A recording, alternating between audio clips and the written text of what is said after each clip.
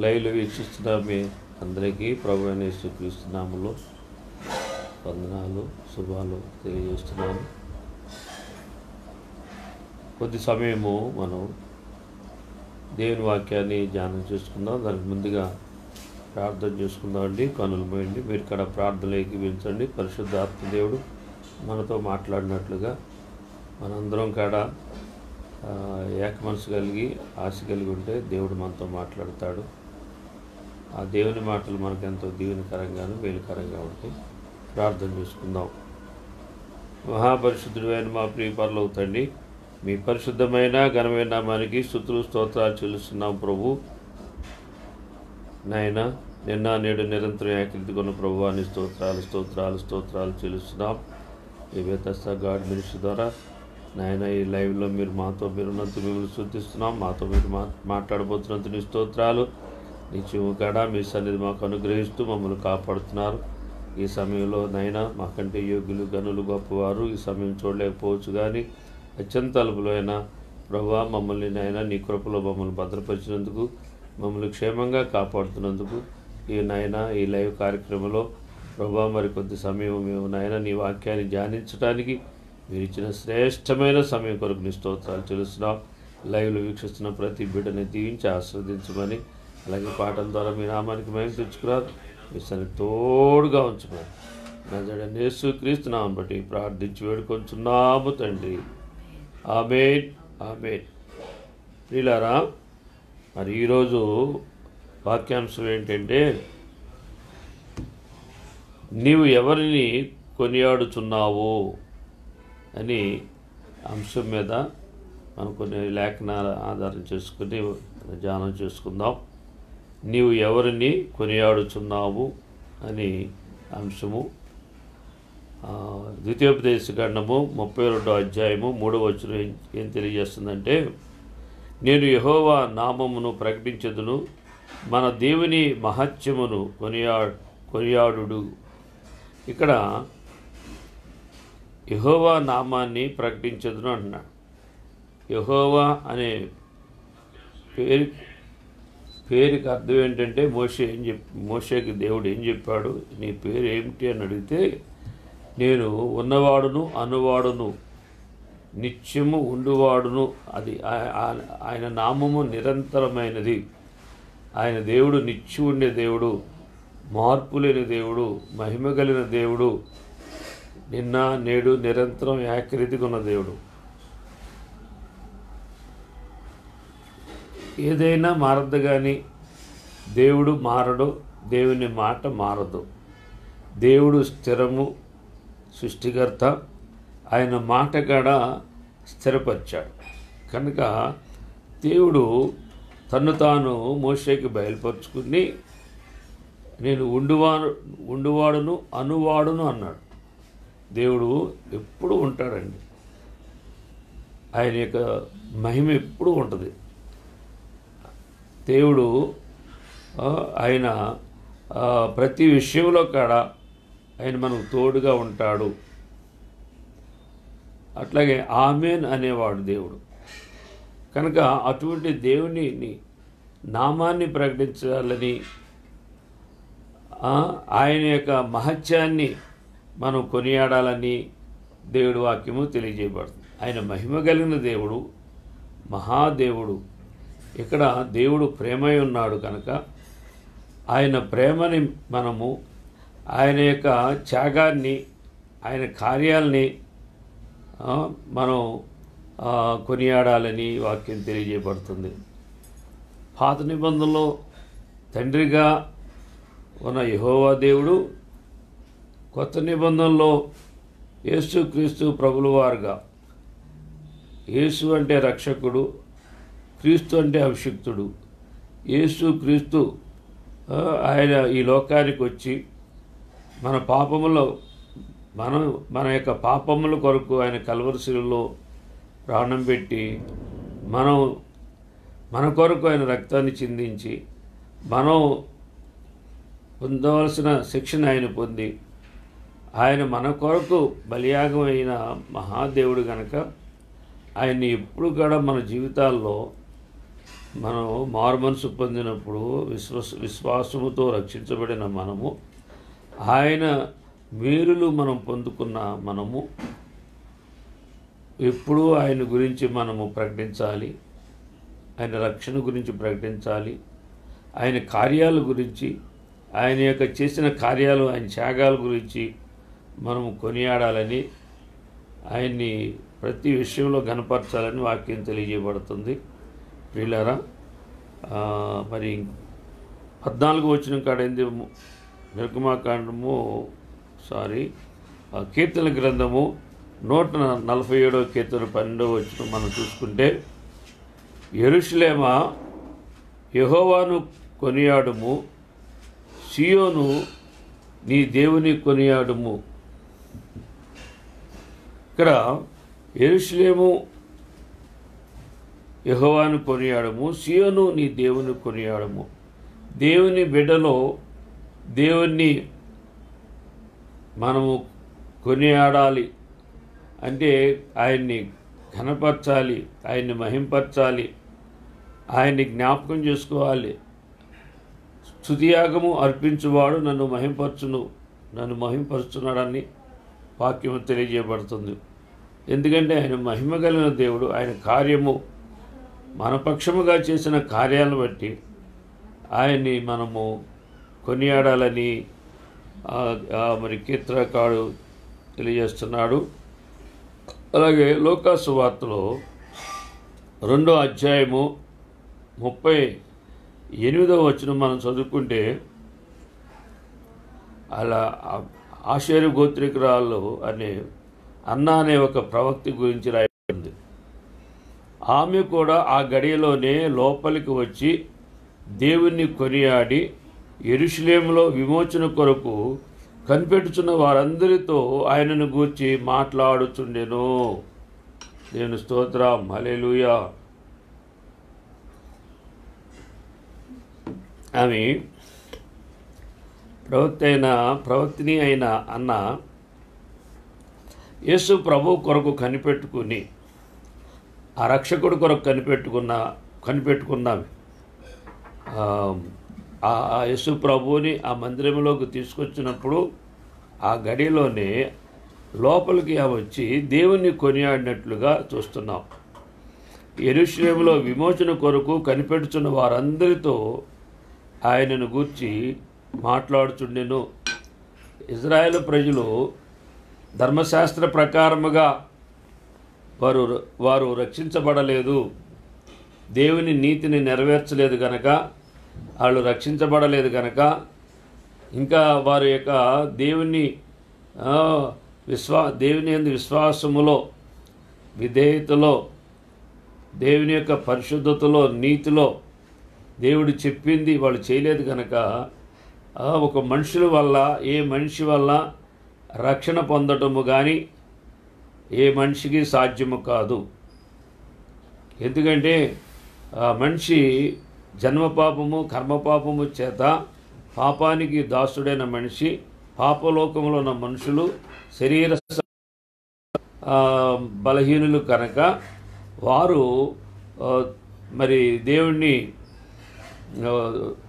ఆ రక్షణ అనేది మరి పొందుకోలేరు అని దేవుడు ఆ యొక్క పాత నిబంధన ప్రజల గురించి చెబుతూ, ఇజ్రాయేల్ ప్రజల గురించి చెబుతూ, అలాగే మరి ఆ ప్రజలకే నేను మీతో కొత్త నిబంధన చేస్తాను అని చెప్పి, ఆ రక్షకుడు ద్వారా మీరు రక్షించబడతారు, మీ పాపముల కొరకు విమోచకుడిని పంపిస్తాను అని ఆనాటి దేవుని జనాంగానికి దేవుడు వాగ్దానం చేశాడు. కనుక ఆ యొక్క వాగ్దానాన్ని అనుసరించి ఆ రక్షకుడి కొరకు కనిపెట్టుకుంటున్నారు ఎవరు? భక్తులు, ప్రవక్తలు. ఆశయగోత్రికురాలైన అన్న అనే ప్రవక్త కనిపెట్టుకుని ఆమె ఎప్పుడైతే యేసు ప్రభువుని అక్కడికి మందిరానికి, దేవాలయానికి తీసుకొచ్చారో అప్పుడే ఆమె వచ్చి ఆ విషయాలన్నీ చెప్తూ, యేసు ప్రభు మరి బాలయేసుని చూసి ఆ విషయాలన్నీ చెప్తూ ఆమె ఆయనకు కొనియాడినట్లుగా చూస్తున్నాం. 36వ వచనంలో మనం ఏమైనా రాయబడిందంటే, ఆషేరు గోత్రాలు పనూయేలు కుమార్తెనైన అన్నా అను ఒక ప్రవక్త ఉండెను. ఆమె కన్యత్వం మొదలు 7 ఏండ్లు పెనుమిడితో సంసారం చేసి బహుకాలము గడిచినదై 84 సంవత్సరములు విధవరాలండి దేవాలయం విడవక ఉపవాస ప్రార్థనలతో రేయింబగళ్ళు సేవ చేయుచుండెను. అదండి ఇక్కడ 7 సంవత్సరాలే భర్తతో కాపురం చేసింది కనుక 84 సంవత్సరాలు విధవరాలుగా ఉందండి. 84 సంవత్సరాలు విధవరాలుగా ఉండి దేవాలయంలో ఉపవాస ప్రార్థనలతో రేయింబగళ్ళు సేవ చేసిందంటాడు. అలాంటి ఆమె రక్షకుడు గారు కనిపెట్టుకుని ఆయన్ని కొనియాడినట్లుగా మనం చూస్తున్నాం. దేవుని స్తోత్రాలు. మరి ఇటువంటి భక్తి అంటే అదనమాట. దేవుని మందిరములో ఉండి మరి ఉపవాసాలతోనూ జాగారాలతో మరి దేవుని కొరకు రక్షకుడి కొరకు కనిపెట్టుకునే ఒక గొప్ప అనుభవాన్ని మరి ఆమె కలిగి ఉంది. మనం కాడ ఈరోజు విధవరాలు కాడ మరి దేవుని మందిరం దేవుని కొరకు కనిపెట్టుకునేవారుగా దేవుని రక్షణ పొందుకుని దేవుని కృపకి పాత్రయ్యేటట్లుగా మరి ఆయన గురించి మనం ప్రకటిస్తూ ఆయన కొనియాడుతూ మరి మన జీవితకాలం అంతా కాడ ఆయన యందు మనం విశ్వాసం కలిగి ఆయనకు విధేయుడయ్యి ఆయన గురించి మనం చెబుతూ ఆయన విషయాల్లోనే ఆయన మహత్కార్యాల్ని మనము బట్టి ఆయన్ని కొనియాడేవాడిగా ఉండాలని దేవుని వాక్యము తెలియజేయబడుతుంది. లూకా సువార్త 6వ అధ్యాయము 26వ వచనం చూసుకున్నప్పుడు, మనుషులందరూ మిమ్మల్ని కొనియాడినప్పుడు మీకు శ్రమ. ఇక్కడేమో దేవుణ్ణి కొనియాడితే ఆయన మహిమ కలిగిన దేవుని కొనియాడితే ఆయన్ని మహింపరిస్తే ఆయన మన మహింపరుస్తాడంటాడు. ఆయన్ని గణపరిస్తే ఆయన మన గణపరుస్తాడంట. ఆయన గురించి మనం ప్రకటిస్తే మన గురించి ఆయన సాక్ష్యం చెప్తాడంట. అలాంటి మరి దేవుని నుంచి అటువంటి మనకి దీవెనకరమైన మేలుకరమైన ఆశీర్వాదకరమైన మనం కలుగుతుంటే ఇక్కడ మనుషులందరూ మిమ్మల్ని కొనియాడినప్పుడు మీకు శ్రమ అని వాక్యం తెలియజేయబడుతుంది. మనుషులు అందరూ మనం కొనియాడితే మనకి శ్రమ అని వాక్యం చెబుతుంది. అంటే ఈరోజు మనం ఎక్కడ చూసుకునే చాలామంది అందరూ నన్ను మెచ్చుకోవాలి, అందరూ నన్ను కనపరచాలి, నేను గొప్పవాడిని అనుకోవాలి, నాకు చాలా తెలివి ఉంది అనుకోవాలి, నాలాంటి వాడు ఇంకా ఎవడో లేడు అనుకోవాలి అనే పరిస్థితులు మనం చూస్తున్నాం. మరి ప్రతి రంగాల్లో హెచ్చించుకునే పరిస్థితులు లోకంలో ఉంది, క్రైస్తవత్వంలో కూడా ఉంది. క్రైస్తవులు కూడా ఫాలోవర్స్, నాకు చాలామంది ఫాలోవర్స్ ఉండాలి, బిలీవర్స్ ఉండాలి, ఫ్యాన్స్ ఉండాలి అని పైకి చెప్పరు, కానీ మోటివేట్ వాళ్ళ యొక్క ఆలోచన విధానము వాళ్ళ నడిపింపు కూడా అలాగే ఉన్నట్లుగా మనం చూస్తున్నాం. ఇక్కడ అలా మనుషులు మెప్పు కొరకే మనం ప్రయాసపడితే, మన మనసు ఉంటే, మనం మనుషుల మెప్పు కొరకు మనం అలాంటి ఆలోచనలు కలిగి ఉంటే దుష్టుడు మనం ఏం చేస్తాడంటే, ఎందుకు శ్రమ కలుగుద్దంటే మనం ఎప్పుడైతే ఇచ్చించుకుంటాం వల్ల, గర్వించటం వల్ల, మనుషుల మీద మనసు పెట్టుకుంటాం వల్ల, మనుషుల యొక్క సంతోషాన్ని మనుషులు సంతోషపరిచే పద్ధతుల్లోకి మనం వెళ్ళటం వల్ల, మనుషుల ద్వారా మనం మెప్పులు పొందటం వల్ల మనం ఏమవుతున్నాం, దైవ దర్శనం నుంచి తొలగిపోతున్నాం, కృపలోంచి తొలగిపోతున్నాం. దేవుని యొక్క కృపలోంచి తొలగిపోయిన మనము దేవునితో సహవాసాన్ని మనము పోగొట్టుకుని దేవుని మహింపరచవలసిన మనము మనను మహింపరిచేటట్లుగా, మన గమనించేటట్లుగా, మన ఇచ్చించేటట్లుగా మనమే కనపడుతుంటే మనం ఏమవుతుందంటే మనకు తెలియకోకుండా దేవుడికి ఒక విరోధమైన పాపము చేసిన వాళ్ళం అవుతున్నాం, వాక్యానికి విరుద్ధంగా మనం ప్రవర్తిస్తున్నాం. కనుక ఆ విషయాల్లో మనం జాగ్రత్త పడి ఉండాలని వాక్యము తెలియజేయబడుతుంది. యేసు ప్రభు కాడ అద్భుతమైన కార్యాలు చేసినప్పుడు, గుడ్డివాడి కనులిచ్చినప్పుడు ఎవ్వరికీ చెప్పొద్దు అన్నాడు. మీరు ఈ విషయాల్లో ఎవరికీ తెలియజేయొద్దు అన్నాడు. అద్భుతాలు చేస్తున్నప్పుడు, దెయ్యాలని వెళ్ళగొట్టినప్పుడు, మరి అనేకమైన సూచక్రియలు చేసినప్పుడు యేసు ప్రభు ఎవరికీ చెప్పొద్దన్నాడు. ఇప్పుడు మనం అలాంటి పరిస్థితి వాళ్ళు లేదు. మనమే చెప్తున్నాం, చెప్పిస్తున్నాం, దాన్నే పెద్ద ఫోకస్ చేస్తున్నాం. అనేక మంది మన గురించి చెప్పేటట్లుగాను, మెచ్చుకునేటట్లుగా, కొనియాడేటట్లుగా మన యొక్క మనస్సు ఉండటం వల్ల మనకు తెలియకోకుండానే మన మనసే మన మోసం చేస్తుంది. మన మనసే మన లోకంలోకి, మనుషుల వైపు తిప్పుతుంది. ఆ లోక ధనాన్ని ఆకర్షించేటట్టుగా మనం చాలా మోసపోతున్నట్టుగా ఈ దినాల్లో మనం చూస్తున్నాం. ప్రియులారా, గమనించండి.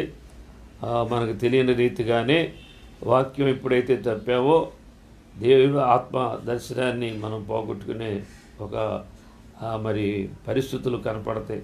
అందుకనే వాక్యాన్ని అనుసరించి నేనైనా, నువ్వైనా, ఎవరైనా వాక్యాన్ని అనుసరించి మనం ప్రవర్తిస్తే, మనను అనుసరించి దేవుని యొక్క కృపలో దేవుడు మనం కాపాడుతూ ఉంటాడు.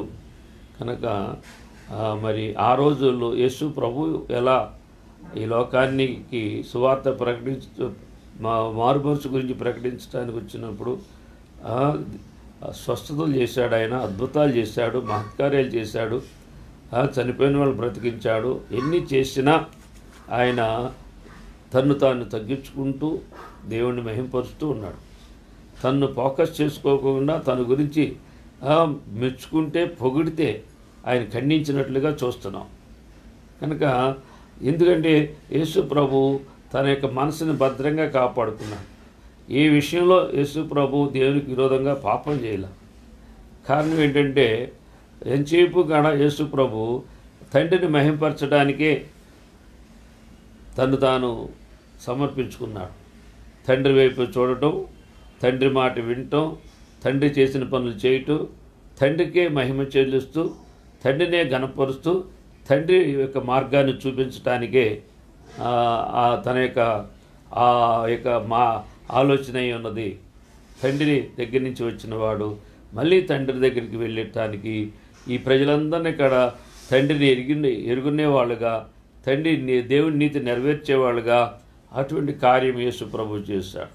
కనుక మనం కూడా అదే చేయమన్నాడు. దేవుణ్ణి కొనియాడేటట్లుగానే చేయమన్నాడు. దేవుణ్ణి గణపరిచేటట్లుగానే చేయమన్నాడు. దేవుని చిత్తాన్ని మనం నెరవేర్చమన్నాడు. కనుక మనము ఇక్కడ మనకు ఎందుకు శ్రమ అంటే ఇక్కడ ఏంటంటే ఏదో తాత్కాలికమైన ఈ శ్రమలు కాదండి. ఈ శ్రమ గురించి చెప్పింది ఏంటంటే నరకంలో ఉన్న శ్రమ, నరకంలో ఉన్న యాతనలో. ఇది మామూలు అందరికీ వచ్చేలాంటి శ్రమలు కావు. ఈ నరకంలో మనం పొందబోయే శ్రమ. కనుక ఈ శ్రమలకు మనం దుష్టుడు మన ఏదో ఒక రకంగా మరి ఈ శ్రమల్లో పెడతాడు. కానీ ఈ శ్రమలో పెట్టినప్పుడు మహాశ్రమలో నరక శిక్షలోకి మనం వెళ్ళకోకుండా మనం సరిచేసుకుని దిద్దుకుని దేవుని యొక్క ఆలోచనలోకి మనం వచ్చినప్పుడు నిశ్చయముగా దేవుడు విడిపిస్తాడనమాట. కనుక మనం ఎంతసేపు కాడ దేవుణ్ణి కొనియాడేటట్లుగా, దేవుని గురించి చెప్పేటట్లుగా, దేవుణ్ణి మహింపరిచేటట్లుగానే మన రక్షణ జీవితము, మన మారు మనసు, మన భక్తి మనం ఎందుకు రక్షించుకున్నామంటే దేవుణ్ణి చూపించడానికి, దేవుణ్ణి మార్గంలోకి నడిపించడానికి మన దేవుడు ఎన్నుకున్నాడని మనం మర్చిపోకూడదు. అలాగే ఇక్కడ ఏమనైపడుందంటే 6:26లోనే వారి పితరులు అబద్ధ ప్రవక్తలకు అదే విధముగా చేసిరి. అదండి అబద్ధ ప్రవక్తలు అంటే అబద్ధాన్ని ప్రకటించేవాడు, దేవుని పేరు పెట్టుకుని అబద్ధాలు చెప్పేవాళ్ళని అబద్ధ ప్రవక్తలు అంటారు, అబద్ధ బోధకులు అంటారు. కనుక ఈ అబద్ధము అనేది ఎక్కడి నుంచి వచ్చిందంటే సైతాన్ నుంచి వచ్చింది. లూసిఫర్ని అబద్ధానికి జనకుడు ఎవరంటే లూసిఫర్. ఏదేను తోటలో అబద్ధము పుట్టింది. ఆ అబద్ధమే మానవ జీవితాన్ని మరి దేవునికి విరోధమైన పాపములోకి శాపంలోకి లాగింది. కనుక ఆ అబద్ధాన్ని నుంచి మనం విడిపించడానికి సత్యాన్ని ప్రకటించి నీతిని జరిగించి తను తాను మరి మన పాపాలకి మన అబద్ధాలకి శాపానికి ఆయన తను అప్పగించుకోవటం వల్ల ఆయన మాట మనం వినటం వల్ల మనం ఆస్వాదించబడతాం.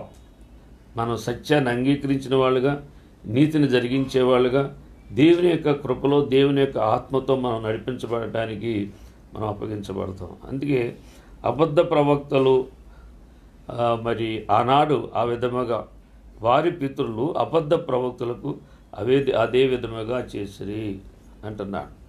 ఇక్కడ గలతీయులు రాసిన పత్రికలో 1వ అధ్యాయం 10వ వచనంలో ఏముందంటే, ఇప్పుడు నేను మనుషుల దయను సంపాదించుకొని చూస్తున్నానా, దేవుని దయను సంపాదించుకొని చూస్తున్నానా? నేను మనుషులను సంతోష పెట్టగోరుచున్నానా? నేను ఎప్పటికీ మనుషులను సంతోషపెట్టేవాడినైతే క్రీస్తు దాసుడును కాకపోవుదును. అది ఎవరైనా క్రీస్తు దాసుడని పేరెట్టుకుంటే అతను మనుషుల్ని సంతోషపరిచేవాడు కాదు, దేవుడిని సంతోషపరిచేవాడుగా ఉండాలి. దేవుడి మాటని ప్రకటించే దానిలో సత్యం ఉండాలి. తన యొక్క ప్రవర్తనలో నీతి ఉండాలి. తన ప్రతి విషయంలో కూడా దేవుడిని సంతోషపెట్టేటట్టుకుంటేనే క్రీస్తు దాసుడు అని మనం పేరు పెట్టుకున్నా పెట్టుకోకపోయినా అర్హులం అవుతాం అన్నమాట. దేవుని యొక్క మాట వినేవాళ్ళం, దేవునికే దాసులం. దేవుడు వద్దంటే మానేస్తాం, చేయమంటే చేస్తాం. సొంత ఇష్టాలంటూ సొంత అభిప్రాయాలంటూ సొంతం అంటూ ఏమీ లేదు. కనుక అలా వాక్యం చెప్తుందన్నమాట. మనం మన కొరకు జీవించకూడదు, మనం దేవుడి కొరకు జీవించాలి. మన యొక్క పరిస్థితులన్నీ కూడా దేవుని కొరకే మనం ఒక ఆయన మనం సజీవంగా బలియాగం అవ్వాలి. బ్రతికుండే చచ్చిపోయిన వాళ్ళలాగా ఉండాలి.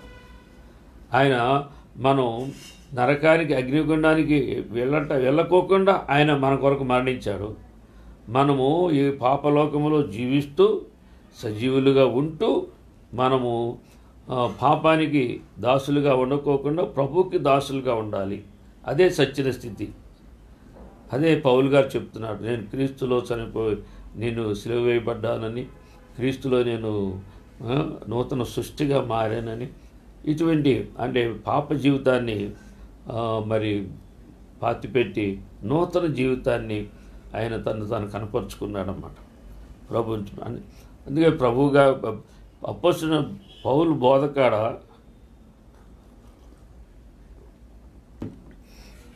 నేను వాక్చాతుర్యంతో బోధించట్లేదు, దేవుని సత్యాన్ని ఉన్నట్లుగా నేను ప్రకటించాను.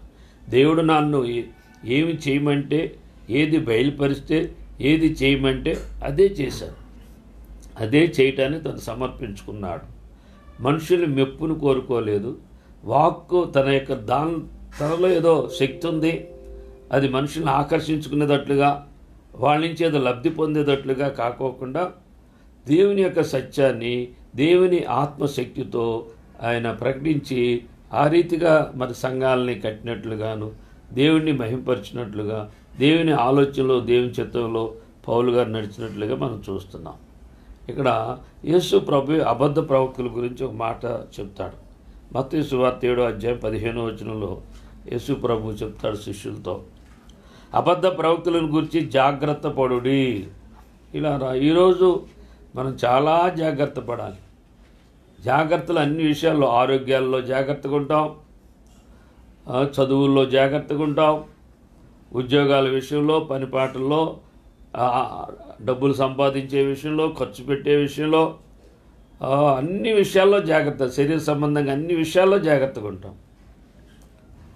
10 సంవత్సరాల ముందే ఆలోచిస్తాం. పిల్లలు పుట్టక మునిపే, పిల్లలు పుట్టిన తర్వాత వాళ్ళకి ఏమేమి ఖర్చులు ఉంటాయి, ఏమేమి చదివించాలో వాళ్ళ ప్రణాళిక అంతా ఆలోచించి వాళ్ళ విషయంలో చాలా జాగ్రత్తగా ఉంటాం. ఆరోగ్యంలో జాగ్రత్తగా ఉంటాం. ఎక్కువ మంది అలా ఉంటారు. మరి దేవుడు అంటున్నాడు, మన ఆత్మ విషయంలో మనం జాగ్రత్త కలిగి ఉండాలి, మన హృదయం విషయంలో జాగ్రత్త కలిగి ఉండాలి. ఇక్కడ అబద్ధ ప్రవక్తల గురించి జాగ్రత్త పడుడి. వారు గొర్రెల చర్మములు వేసుకొని మీ యొద్దకు వస్తురు. గొర్రెల చర్మాన్ని అంటే భక్తులుగా వస్తారో, సాత్వికులుగా వస్తారో, దీనులుగా వస్తారో, ఈయనే దేవుడు దోత అనేటట్టుగా ఉంటారో, దేవుడు దిగి వచ్చి మాట్లాడుతున్నట్టుగా ఉంటారో అనేది దాని అర్థం అన్నమాట. గొర్రెల చర్మం అంటే అది అలా వస్తారు, మీ యొద్దకు వస్తురు. కానీ లోపల వారు క్రూరమైన తోడేళ్ళు. లోపల వారు క్రూరమైన తోడేళ్ళు. తోడేళ్ళు ఎప్పుడు కడతారు. స్వభావం ఏంటంటే చీల్చేస్తూ ఉందన్నమాట. చీల్చటమే, నాశనం చేయటమే. చాలామంది సేవకులు అబద్ధాలు చెప్తారు, మోసపు మాటలు చెప్తారు, వాక్యానికి విరుద్ధంగా ద్వేషాలుగా లేని మాటలు కల్పించి విశ్వాసుల్లో మరి ప్రేమను పోగొట్టి, విశ్వాసాన్ని పోగొట్టి, తన మాట తనకి భక్తులుగాను, తన మాట మేరకోకుండా తన మాట చెప్పు చేతుల్లో నడిపించుకునేటట్లుగా అటువంటి మోసమైన ఇటువంటి వాళ్ళందరూ కాడ గొర్రె చర్మం వేసుకున్న తోడేళ్ళు. యేసు ప్రభు ఆయన లోకరక్షకుడు, ఆయన అందరికీ ప్రభు. యేసు రక్తులు అందరం కడగబడ్డాం. దేవుని యొక్క ఆత్మ ప్రేమ మనందరం కలిగి ఉండాలి. పరలోకానికి ఈ ప్రేమ కలిగి మనందరం కాడ యేసుక్రీస్తు నామంలో మనం ఆయన విశ్వాసం పెట్టుకుని ఆయన రాజ్యంలోకి మనం వెళ్తాము. ఇది సార్వత్రికము, మనందరం ఒకటి అని కాకోకుండా ఒక విభజించి ప్రేమతో పని లేకుండా వాక్యానుసారమైన ప్రేమ కానీ, విశ్వాసం కానీ, భక్తి కానీ కాకోకుండా ఒక సంఘానికి సంబంధించిన ఆ మనిషి కట్టుబాటు అనేది, ఆ మనిషి భయములో బంధించడం అనేది, ఇదంతా ఇక్కడ అబద్ధ ప్రవక్తలు లాంటి వాళ్ళు, తోడేళ్ళు లాంటి వాళ్ళు అనమాట. వాళ్ళ యొక్క ఏది చెప్పిన ఎన్నరో నమ్మరు అనమాట. అది చాలా ఘోరం అండి. వాళ్ళు సత్యాన్ని నమ్మరు. దేవుడి గురించి కాడ వాళ్ళకి పెద్దగా దేవుడు ఏం చెప్పాడు కానీ, దేవుడు ఏం రాయించాడని కానీ, దేవుడి గురించి వాళ్ళకి అంతగా ఆసక్తి ఉండదు. కానీ ఈ తోడేళ్ళు ఉంటారు సార్, ఈ అబద్ధ ప్రవక్తల మాటలు, కట్టుబాట్లు, ఈ యొక్క సాతాన్ యొక్క బంధకముల్లో బంధించబడిన వారు కనుక యేసుప్రభు ఆనాడే హెచ్చరించాడు. ఆనాడే అబద్ధ బోధలు ఉన్నాయి. ఆనాడే అబద్ధం అనేది సత్యాన్ని ఆటంకపరిచి నమ్మనేకోకుండా కారణం ఏంటంటే సత్యం మన స్వతంత్రం చేస్తుంది, అబద్ధం మన్నేమో బంధిస్తుంది. వాళ్ళు చాలామంది బంధించబడుతున్నారు, బంధకంలో ఉన్నారు. వాళ్ళ సత్యానికి దాసులుగా లేరు. కనుక సత్యానికి మనం దాసులుగా ఉంటే క్రీస్తు దాసులు అవుతాం. మనకి ఈ డినామినేషన్ భేదాలు ఉండదు. లేకపోతే ఎవరి మాటలకో కట్టుబడం, ఎవరి సంతోషానికో మనం జీవించం. ఏ ప్రభు రక్షించాడో, ఏ ప్రభు మాట మన పాపాన్ని నుంచి విడిపించిందో, ఏ ప్రభు మా ప్రేమను మనం పొందుకున్నామో, ఇవన్నీ మనం లేకపోతే మనం పరలోకి వెళ్తాం అనుకునే మాట అదంతా మోసం అన్నమాట. అంతే మోసం. అందుకని అబద్ధ ప్రవక్తలను గురించి జాగ్రత్త పడండి. వారు గొర్రెల చర్మములు వేసుకుని మీ వద్దకు వస్తురు, కానీ లోపల వారు క్రూరమైన తోడేళ్ళు. పైకి మట్టికి ఏం కనిపించరండి, ఏమీ కనపడదు. అందుకనే ఆత్మ అంటే ఏంటో, దురాత్మ అంటే ఏంటో, దేవుని క్రియలేంటో, సాతాను క్రియలేంటో మనం ఎలా తెలుసుకుంటాము? ఈరోజు సంఘాల్లో కూడా ఎవరు ఆత్మ కలిగి ఉన్నారో అనేది, ఎవరికి అవి ఆత్మ లేదో అనే వివేచన చాలామందికి తెలియదు. వాళ్ళు బాహ్యంగా చూపించేది వేసే యాషాన్ని బట్టి అమ్మో అనుకుంటారు. కానీ మాట్లాడే మాటలు, వేసే యాషాలను బట్టి వీళ్ళంతా ఇంత అని మనం ఏదో వాళ్ళని మనం ఫాలోయర్స్గా అయిపోతాం. కానీ దేవుని వాక్యం అలా చెప్పట్లేదు, యేసుప్రభు అలా చెప్పలా.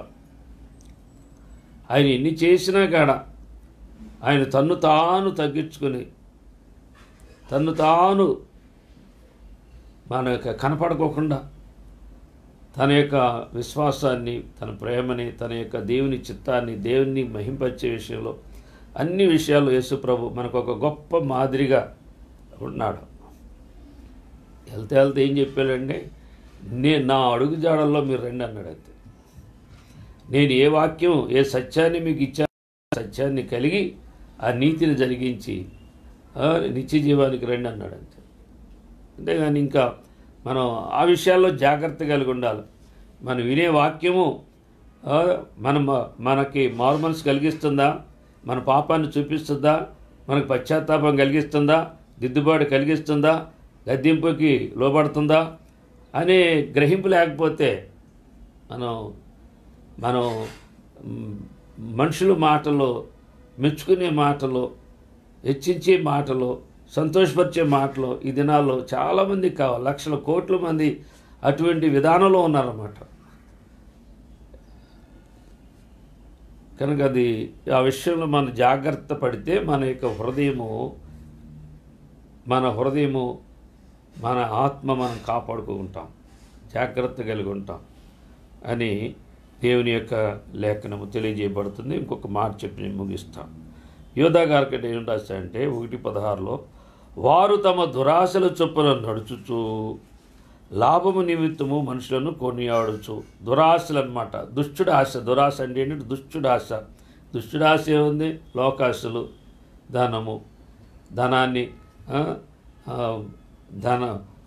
ధనాన్ని సంపాదించాలి, పేరు ప్రఖ్యాతులు సంపాదించాలి, సుఖంగా బ్రతకాలి అనేది దురాశ. లాభము నిమిత్తము మనుషులను కొనియాడుచు. అదండి. ఎదుటి వారి దగ్గర మనకి ఏమన్నా పొందుకోవాలనుకుంటే వాళ్ళకి నచ్చినట్టుగా మాట్లాడాలి, వాళ్ళకి నచ్చినట్లుగా ప్రవర్తించాలి. అదే వాళ్ళు ఇటువంటి మనం చూస్తూ ఉంటాం. యుక్తిగా మాట్లాడేవాళ్ళు, తర్వాత వ్యతిరేకంగా మరి ప్రవర్తించేవాళ్ళు ఈ రోజుల్లో ముఖస్థుతి అన్నమాట. తర్వాత సణుగువారును తమ గతిని గురించి నిందించువారునే ఉన్నారు, వారి నోరు డంబమైన మాటలు పలుకును. అంటే ఇటువంటివి ఇవన్నీ మన వాక్యం ద్వారా తెలుసుకుని ఎవరు ఎటువంటి వాళ్ళో, ఏ సేవకుడు ఎటువంటి వాడో, ఏ విశ్వాసం ఎటువంటి మనిషి విశ్వాసో, ఎవరు ఏ మార్గంలో నడుస్తున్నారు, ఎవరు ఏ ఆత్మ కలిగి ఉన్నారో, ఎవరు ఏ భక్తి కలిగి ఉన్నారో మనం తెలుసుకుని మనం మన ఆత్మను కాపాడుకోకపోతే, మన ఆత్మ విషయంలో జాగ్రత్తగా ఉండకపోతే, మనం మోసపోతే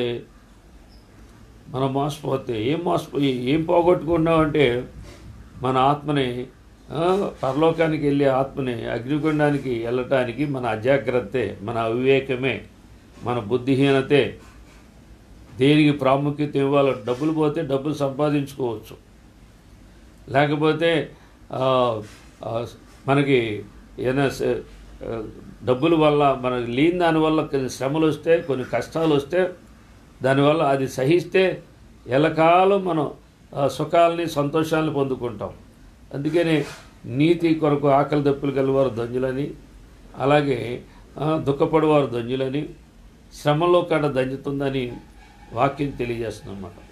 ఇవన్నిటిని తప్పుకుంటానికి దుర్లాభాన్ని ఆశించి దాని కొరకే మనం అబద్ధాల్లో, మోసంలో బతికితే మనం ఏ విషయంలో మన జాగ్రత్త లేదంటే మన ఆత్మ విషయంలో అజాగ్రత్త కలిగి మన ఆత్మని దుష్టుడికి, దుర్లాభానికి మనం అమ్మేసుకుంటే దేవుళ్ళో మనకి ఏంటంటే మనకి దేవుళ్ళో పొందుకోవాల్సిన మహిమ కలిగిన ఆ దేవుని యొక్క రాజ్యములో, ఆ మహిమలో మనం ఆనందించవలసిన దాన్ని అగ్నిగుండంలో, యాతనలో, దుఃఖంతో, బాధతో నిత్యము కాడ యుగాలు కాడ అగ్నిగుండంలో కాలుతూ ఉంటాం.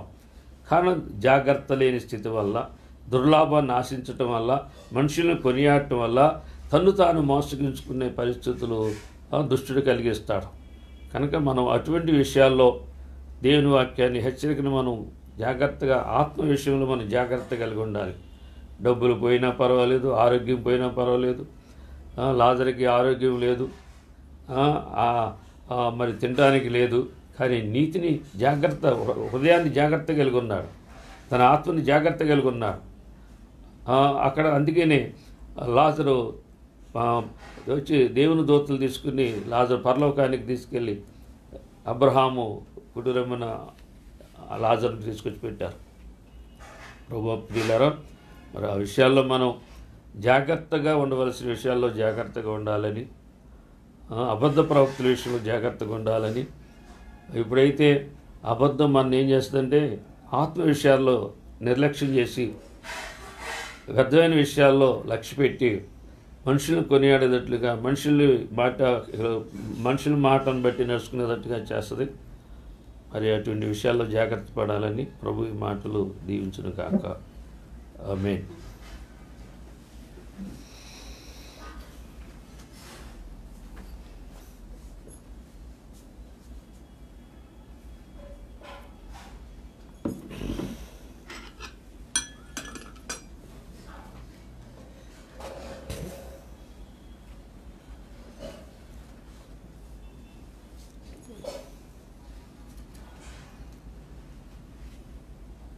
Praise the Lord. Hallelujah. Hallelujah. Praise the Lord.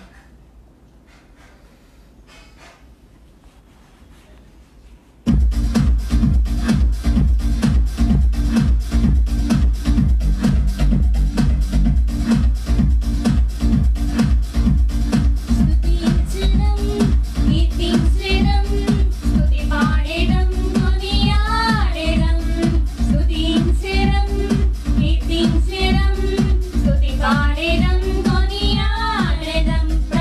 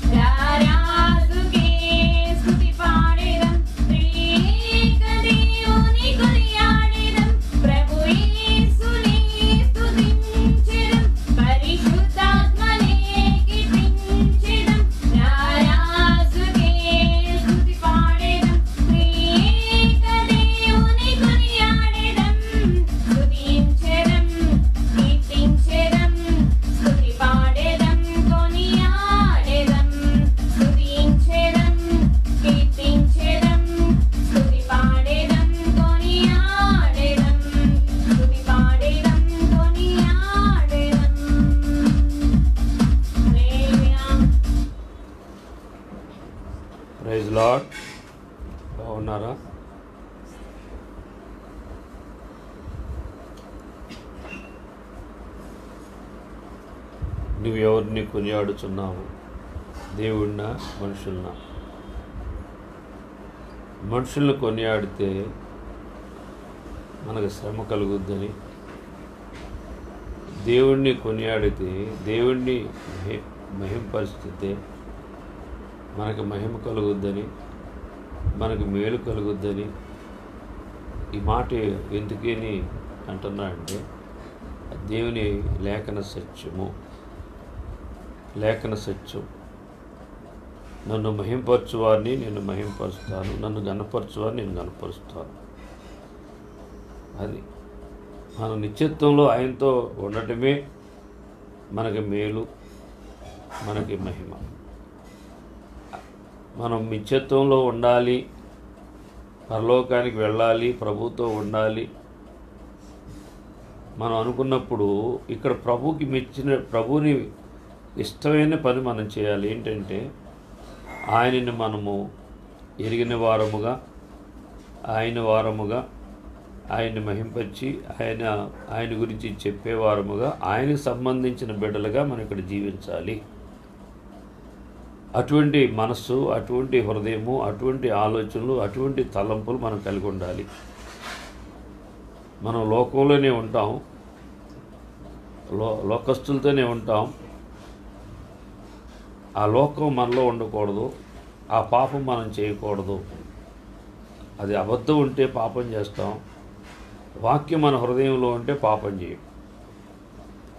కనుక అటువంటి అనుభవం మనం కలిగి ఉన్నప్పుడు మనం అబద్ధ ప్రవక్తలు, అబద్ధ బోధకులు మన ఏం చేయలేరు. ఎందుకంటే మన అబద్ధానికి సంబంధించిన వాళ్ళం కాదు కనుక, దేవుడికి సంబంధించిన వాళ్ళం కనుక దేవుడు మనం రక్షించుకుని ఆ రక్షణలో కాపాడుతూ ఉంటాడన్నమాట. దేని గురించి మనం భయపడాల్సిన పని లేదు. మన హృదయాన్ని జాగ్రత్తగా కాపాడుకుంటే చాలు, ఆయన మనం రక్షించుకుంటాడు. అందుకని నేను పాపం చేయకూడనట్లు నా హృదయంలో నీ వాక్యాన్ని ఉంచుకున్నాను అంటున్నాడు కీర్తనకారుడు. వాక్యాన్ని మనం ఉంచుకుంటే అంటే సత్యాన్ని మనం నమ్మితే, సత్యాన్ని మనం విశ్వసిస్తే, సత్యం మనం ఏం చేస్తుంటే ఎవరిని కొనియాడాలో, ఎవరి గురించి చెప్పాలో, ఎవరి మాట వినాలో, ఏం చేయాలో అంతా కూడా సత్యం మనకు బోధిస్తుంది అన్నమాట. పరిశుద్ధాత్ముడు బోధిస్తాడు కనుక మనం భద్రం చేసుకుంటాం, కాపాడుకుంటాం. మనం కాపాడుకోవటం అనేది మనలోనే ఉంది. మన రక్షణ మనలోనే ఉంది. మన భక్తి, మన ఆశీర్వాదం అంతా మనలోనే ఉంది. అది ఎవరిలో లేదు, మనలోనే ఉంది. మన మార్పులోనే ఉంది. మనం నోటి ద్వారా పలికే ఆ జీవంలోనే ఉంది అనేది మనం తెలుసుకోవాలి. ప్రభు ఈ మాటలో దీవించునుగాక. ప్రార్థన చేసుకుందాం. పరిశుద్ధుడైన తండ్రి, ప్రేమ కలిగిన యేసు ప్రభువా, మీ పాదము స్తోత్రాలు చెల్లిస్తున్నాం నాయనా. మేము బలహీనమే కానీ నువ్వు బలవంతుడైన దేవుడు, గొప్ప దేవుడు. ఈరోజు నాయన మాతో మాట్లాడారు.